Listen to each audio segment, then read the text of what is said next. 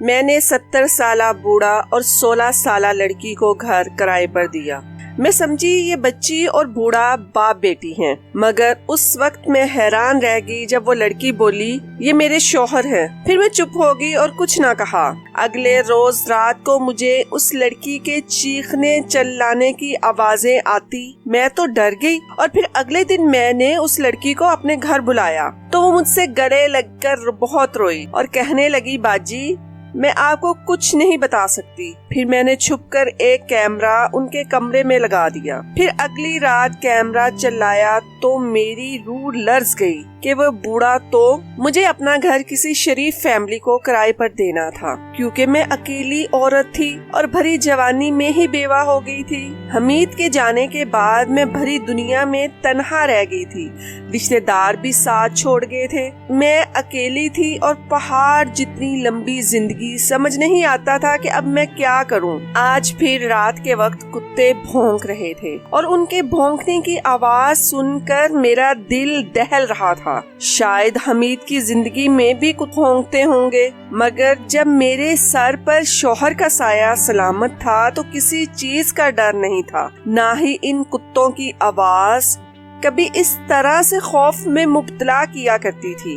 اب تو ایک ایک لمحہ صدیوں کے برابر لگتا تھا اور یوں ہی آنکھوں میں رات کٹ جایا کرتی تھی۔ میں یہی سوچتی تھی کہ اگر گھر میں چور گھس آئے تو میں کیا کروں گی۔ آج کل تو چور گھر کے سامان کو لوٹنے کے ساتھ ساتھ عورتوں کی عزت کے ساتھ بھی کھلواڑ کر کے جایا کرتے ہیں۔ ساری رات مجھے یہی ڈر لگا رہتا تھا کہ شاید یہ کتے چوروں کو دیکھ کر بھونک رہے ہوں۔ میں نے اپنے خوف سے بچنے کا یہی حل نکالا تھا کہ میں اپنے گھر کے اوپر والا پورشن کرائے پر چڑھا دوں، یوں مجھے سہارا بھی مل جائے گا اور اس مہنگائی کے دور میں چلو 4 پیسے بھی میرے پاس آ جایا کریں گے۔ میں نے اب اس منصوبے پر عمل کرنے کی ٹھانی تھی۔ یوں تو محلے میں کبھی کبھار ہی نکلا کرتی تھی، آج میں خاص کر آس پاس کے گھروں میں گئی۔ میں نے ایک فرد سے کہا تھا کہ اگر کسی کو کرائے کے لیے گھر کی تلاش ہو تو اسے میرے پاس بیچ دیجیے گا۔ شرط یہ ہے کہ کرائے کے لیے آنے والے لوگ شریف ہوں اور میں کسی اور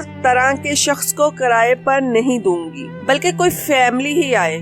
مجھے نہیں معلوم تھا کہ میری اس قدر جلدی سنی جائے گی۔ شام کے وقت میرے گھر میں 2 لوگ آئے تھے، ایک بزرگ تھا اور اس کے ساتھ ایک جوان لڑکی آئی تھی۔ میں نے ان کو ڈرائنگ روم میں لا کر بٹھا دیا اور بولی آپ کو میں جانتی نہیں ہوں، اس لیے آپ کی تشریف آوری کا مقصد جاننا چاہتی ہوں۔ تو بوڑھا شخص کہنے لگا دراصل آپ نے کہا تھا کہ آپ اپنا گھر کو کرائے پر چڑھانا چاہتی ہیں، ہمیں بھی رہنے کے لیے ٹھکانے کی ضرورت تھی، اس لیے ہم یہاں آ گئے ہیں۔ میں نے سر ہلا دیا اور بولی ٹھیک ہے، مجھے ویسے بھی کسی شریف سی فیملی کی تلاش تھی، یہ تو اچھا ہو گیا کہ آپ باپ بیٹی میرے گھر پر رہیں گے۔ نہیں، یہ میرے والد نہیں ہیں بلکہ میرے شوہر ہیں۔ یہ الفاظ اس کا منہ اور لڑکی نے ادا کیے تھے۔ اس ساری گفتگو میں وہ پہلی بار بولی تھی۔ مجھے بے تحاشا شرمندگی ہوئی، میں نے تو کبھی بھی موقع بات نہیں کی تھی، نہ جانے آج مجھے کیا ہو گیا تھا۔ میں نے جلدی سے معذرت کی اور بولی میری مدد سے آپ لوگوں کی دل آزاری ہوئی ہو، اور میں بولی میری وجہ سے آپ لوگوں کی دل آزاری ہوئی ہو، مجھے معاف کر دیں۔ اس کے علاوہ میرے پاس کہنے کے لیے کوئی اور الفاظ نہیں تھے۔ وہ بوڑھا شخص بولا کوئی بات نہیں بہن، آپ یہ بتائیں کہ آپ ہمیں یہ گھر کرائے پر دیں گی؟ میں بولی جی کیوں نہیں، میں اپنے گھر کا اوپر والا پورشن آپ کو دیتی ہوں۔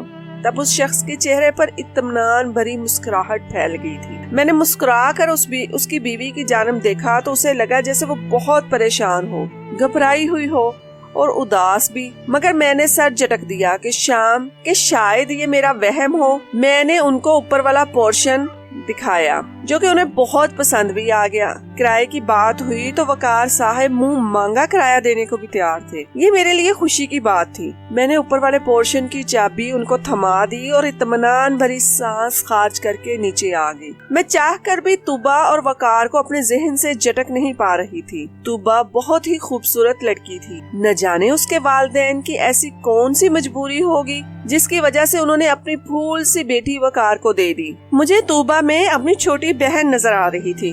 میں نے سوچا کہ چلو اب تو وہ یہیں رہے گی تو میں اس سے سب کچھ جان لوں گی۔ خیر شام ہوئی تو مجھے میری امی کی پرانی روایات یاد آنے لگی۔ جب بھی ہمارے محلے میں کوئی نئے لوگ آ کر بستے تھے تو امی ایک پہر کا کھانا ان کو ضرور بنا کر دیا کرتی تھی۔ وہ یہ سوچا کرتی تھی کہ نہ جانے ان لوگوں کے پاس چولہا چوکی کرنے کا انتظام ہے بھی یا نہیں۔ میں بھی کچن میں آ گئی تھی۔ پہلے تو میں ایک بندی کا کھانا بنایا کرتی تھی، لیکن آج میں نے 3 لوگوں کا کھانا بنایا۔ میں نے اچھے طریقے سے ٹرے سجائی اور اوپر کی جانب چلی گئی۔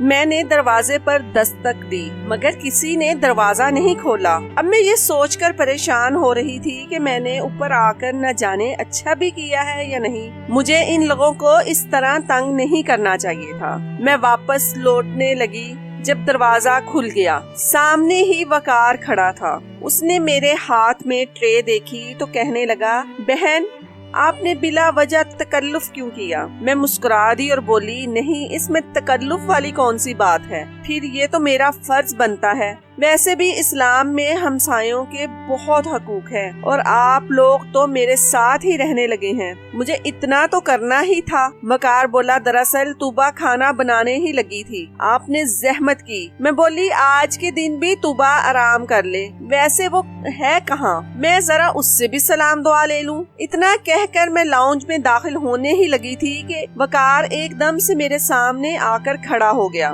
وہ بولا، دراصل تو طوبا تو سو رہی ہے، اس کے سر میں بہت درد تھا تو میں نے کہا کہ تم سو جاؤ۔ اب اگر وہ آدھی نیند سے بیدار ہو گئی تو اس کی طبیعت بگڑ جائے گی، وہ بہت ہی نازک ہے، کچی نیند سے بیدار ہو جائے تو اس کی حالت غیر ہو جاتی ہے۔ میں نے سر ہلا دیا اور واپس نیچے چلی آئی، مگر میرے ذہن میں ہزاروں قسم کے سوالات نے سر اٹھا لیا تھا۔ میں تو یہی سوچتی رہ گئی کہ وقار نے ایک ہی لمحے میں کیسا پینترا بدلا تھا۔ پہلے تو وہ کہہ رہا تھا کہ طوبا کچن میں ہے اور کھانا بنا رہی ہے، فوراً اسے یہ بھی کہہ دیا کہ وہ تو سو رہی ہے۔ مجھے اس بات کا احساس شدت سے ہو رہا تھا کہ دال میں کچھ نہ کچھ تو کالا ضرور ہے۔ میں اس متعلق سوچنا نہیں چاہ رہی تھی کیونکہ وہ لوگ یہاں کرایہ دار کے طور پر آئے تھے۔ کیا آج کے رات کتوں کے بھونکنے کی آواز کی ڈر میں نہیں گزاروں؟ پھر مجھے کسی دوسرے کے حال کا تجسس بھی نہیں کرنا چاہیے تھا۔ میں نے وضو کیا اور نماز پڑھنے لگی۔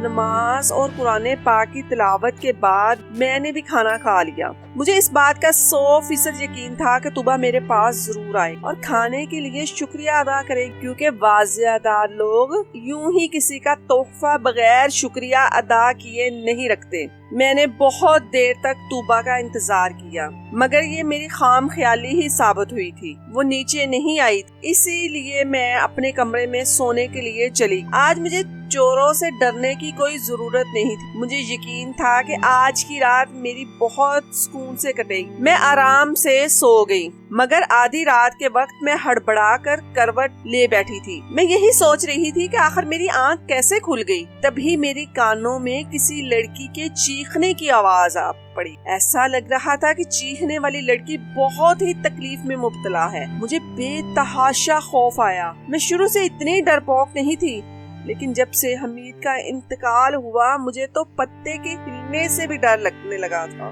میں نے اپنے کانوں پر ہاتھ رکھ لیا۔ یہ آواز تھمی نہیں تھی بلکہ لمحہ بہ لمحہ بڑھتی چلی جا رہی۔ میں نے خود کو بیڈ پر گرا لیا اور کانوں پر ہاتھ رکھ کر آیت الکرسی کی تلاوت کرنے لگی۔ یوں ہی کرتے کرتے پوری رات کٹ گئی۔ صبح فجر کی اذان کی آواز سنائی دی، تب کہیں جا کر لڑکی کے چلانے کی آواز تھمی۔ میں نے اٹھ کر وضو کیا اور نماز پڑھنے لگی۔ مجھے اپنی حالت پر افسوس ہوتا تھا، ایسا ہی لگتا تھا کہ میں پاگل ہو جاؤں گی۔ خیر نماز پڑھ کر میں سونے کے لیے لیٹ گئی۔ صبح 8 بجے میری پھر سے آنکھ کھل گئی تو میں اٹھ کر باہر لاؤنج میں آ کر بیٹھ گئی۔ تبھی مجھے وقار نظر آیا۔ وہ نیچے آ رہا تھا۔ جب اس کی نظر مجھ پر پڑی تو بہت گھبرایا ہوا لگا تھا۔ اس نے مجھے سلام کیا اور جلدی سے وہاں سے نکل کر باہر چلا گیا۔ شاید وہ میرے سوالوں سے ڈر کر جلدی سے باہر نکل گیا تھا۔ وقار کے حلیے سے یہی ظاہر ہو رہا تھا جیسے وہ آفس کے لیے نکلا ہو۔ میں نے اٹھ کر اپنا ناشتہ بنایا۔ اب تک وقار واپس نہیں آیا تھا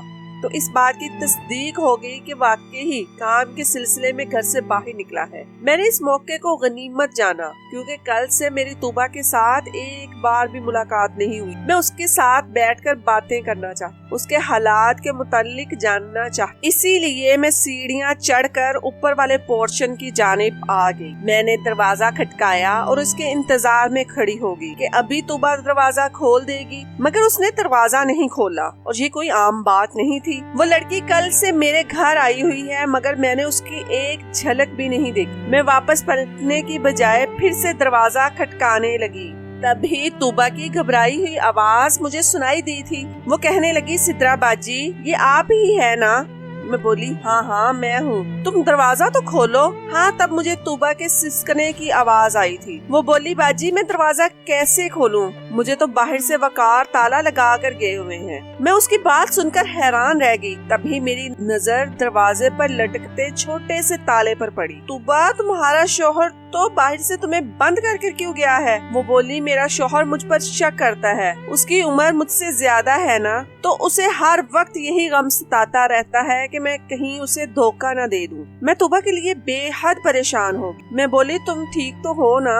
اس کی زخمی سی ہنسی مجھے سنائی دی تھی۔ وہ بولی، ہاں کہنے کو تو میں بالکل ٹھیک ہوں، میرے پاس دنیا کی ہر چیز موجود ہے، روپیہ، پیسہ، کپڑے، جوتے، میرا فریج طرح طرح کے کھانوں سے بھرا پڑا ہے، مگر میں خوش نہیں ہوں۔ مجھے بہت زیادہ دکھ ہو رہا تھا۔ میں بولی، طوبا میں تمہارے لیے کیا کر سکتی ہوں؟ مجھے بتاؤ، میں تمہاری مدد کرنا چاہتی ہوں۔ وہ بولی، میری مدد تو میرے سگوں نے نہیں کی، آپ کیا کریں گی؟ بس آپ سے اتنی سی گزارش ہے کہ میرے لیے دعا کر دیا کریں، اور مجھے کچھ نہیں چاہیے۔ میں بولی، ہاں کیوں نہیں۔ میں واپس پلٹنے لگی۔ طوبا بولی، باجی سدرا آپ پلیز وقار کو مت بتائیے گا کہ آپ جہاں پر آئی تھی یا میں نے آپ سے کچھ بھی کہا ہے۔ میں بولی، ہاں تم بالکل بھی فکر مت کرو، ایسا ہی ہوگا، میں اس سے کسی بات کا ذکر نہیں کروں گی۔ اتنا کہہ کر میں نیچے آ گئی۔ مجھے رہ کر طوبا کے والدین پر غصہ آ رہا تھا کہ آخر انہوں نے ایسا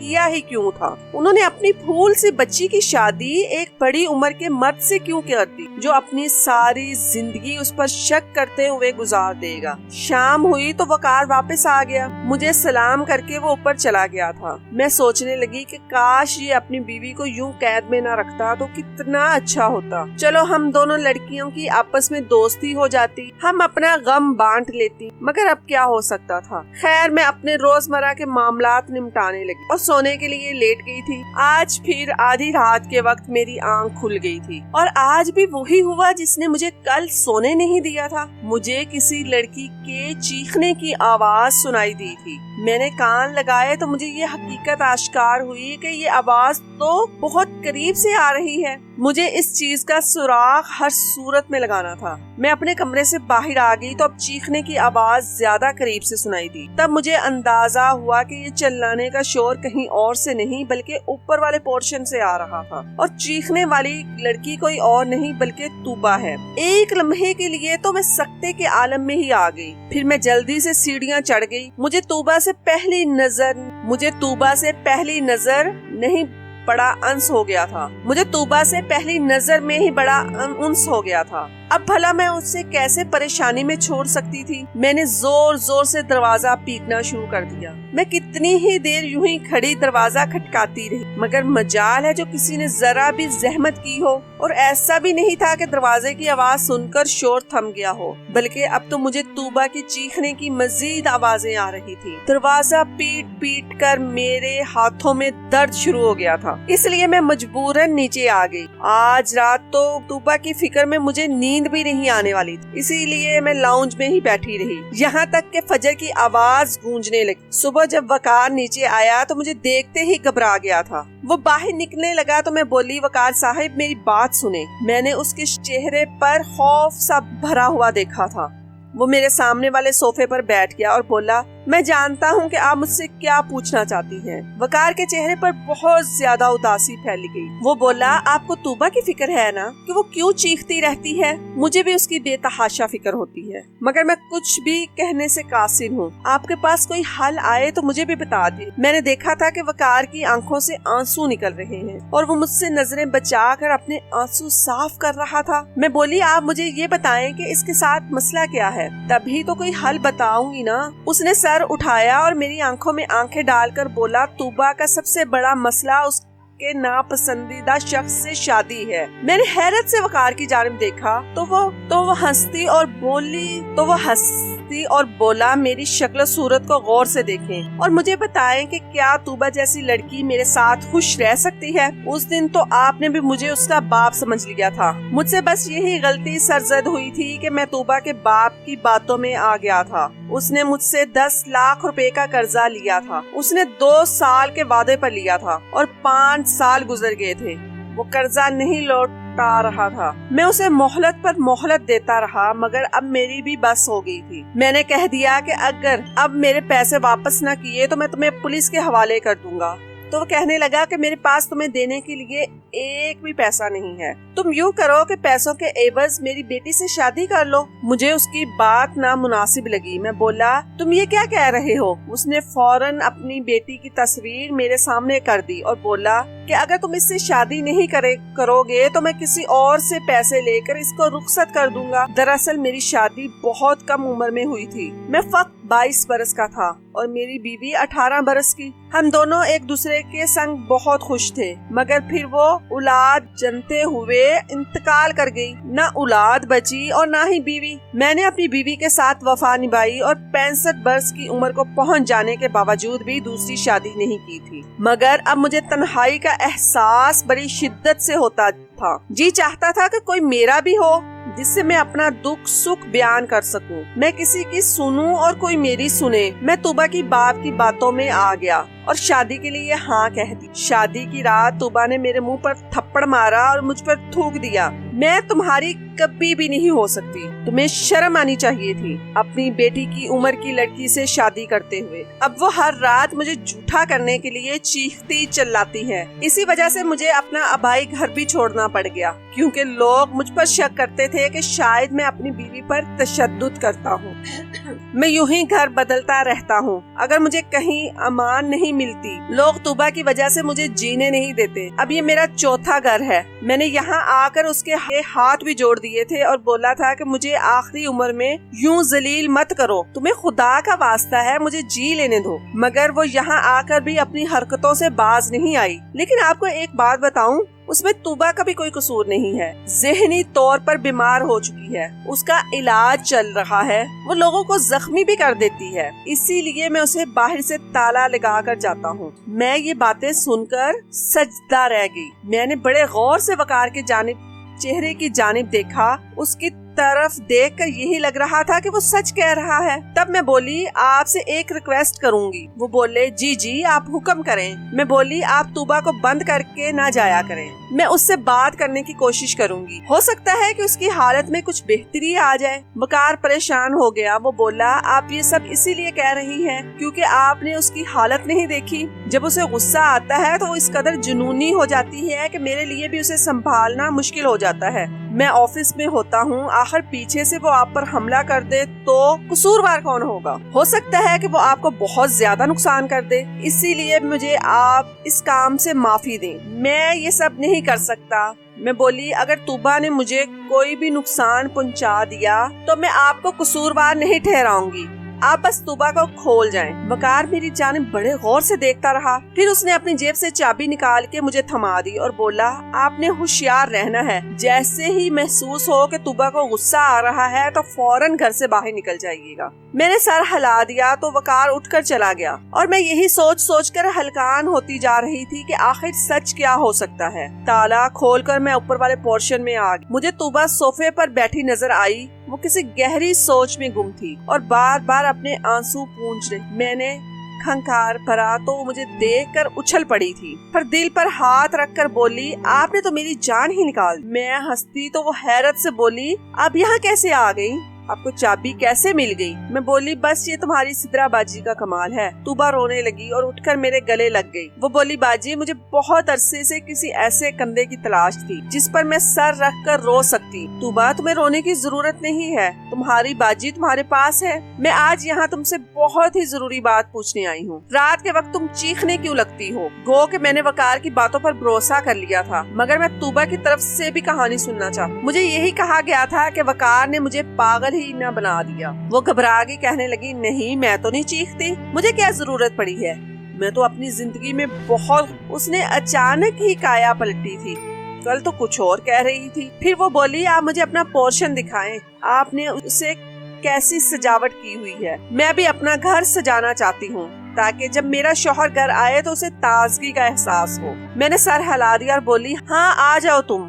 میں طوبا کو اپنے ساتھ لے گئی، مگر ابھی تک اس کی عجیب سے رویے کے متعلق سوچ رہی تھی۔ ہم دونوں نیچے آ گئیں تو طوبا نے اپنا بازو میرے سامنے کر دیا، اس پر جلے کا نشان تھا۔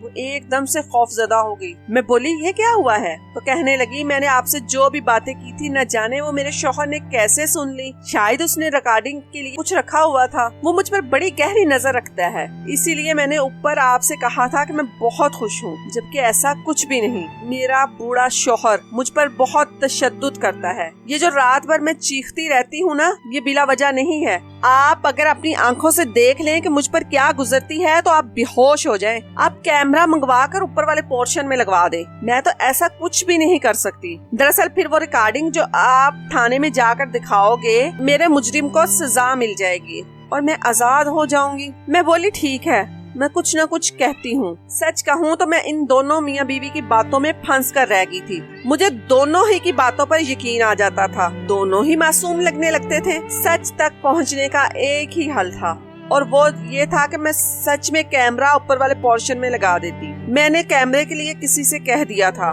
مجھے ہر رات اوپر والے پورشن سے چیخنے کی آوازیں آتی رہتی تھی اور صبح وقار میرے سامنے رونے لگتا تھا اور کہتا تھا کہ میری بیوی کی حالت بہت خراب ہوتی جا رہی ہے، جبکہ دن کے وقت طوبا میرے سامنے روتی رہتی اور کہتی کہ مجھ پر ظلم بڑھتا چلا جا رہا ہے۔ میں طوبا کا دل لگانے کی ہر ممکن کوشش کیا کرتی، اسے ہنر سکھاتی، اس سے باتیں کرتی، اس کو گھر کی سجاوٹ کے متعلق بتاتی، اس کو اپنے میک اپ کا سامان، ساڑیاں، غرض یہ کہ سب کچھ دکھاتی، کسی طرح اس کا دل بہل جائے اور وہ میرے ساتھ بہت خوش رہتی۔ مجھے ان دونوں میاں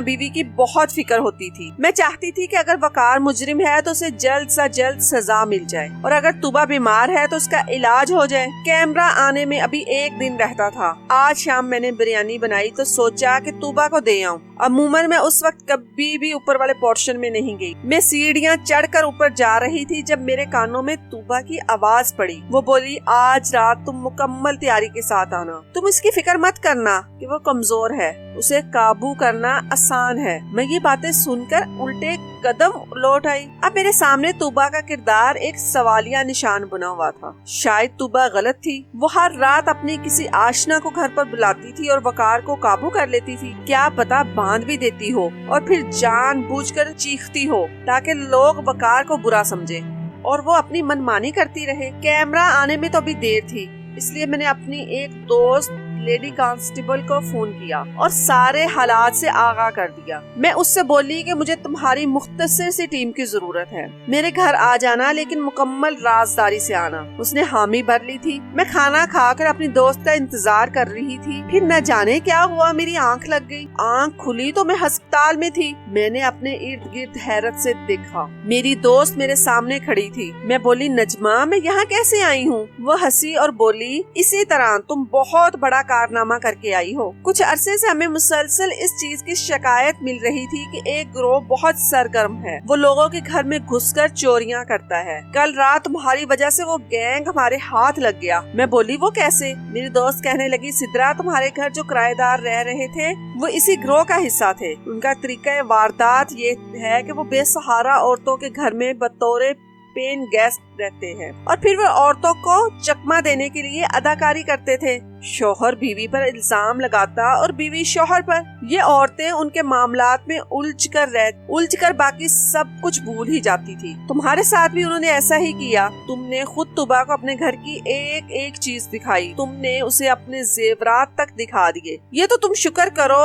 جو طوبا کی باتیں تم نے سن لی تھی۔ کل رات ان دونوں نے تمہارے کھانے میں نیند کی دوا شامل کر دی تھی اور تمہارے گھر کی ایک ایک چیز لوٹنے کا ارادہ رکھتے تھے۔ کیا ہے صوفے، واشنگ مشین، سونے کے زیورات، یہاں تک کہ کپڑے سے برتن وغیرہ بھی ہم موقع پر پہنچ گئے اور یوں تمہاری بچت ہو گئی۔ میں نے نجمہ کی باتیں سنی تو میرا دماغ سائیں سائیں کرنے لگا۔ لوگ دوسروں کو لوٹنے کے لیے کس حد تک اداکاری کر لیتے ہیں۔ یہ تو اللہ کا لاکھ لاکھ شکر ہے کہ اس نے مجھے بچا لیا۔ اب تو کرایہ دار بھی رکھنے سے ڈر لگنے لگا ہے۔ میں تنہا رہتی ہوں۔ میرے خیال میں بری صحبت سے تنہائی 1000 درجے بہتر ہے۔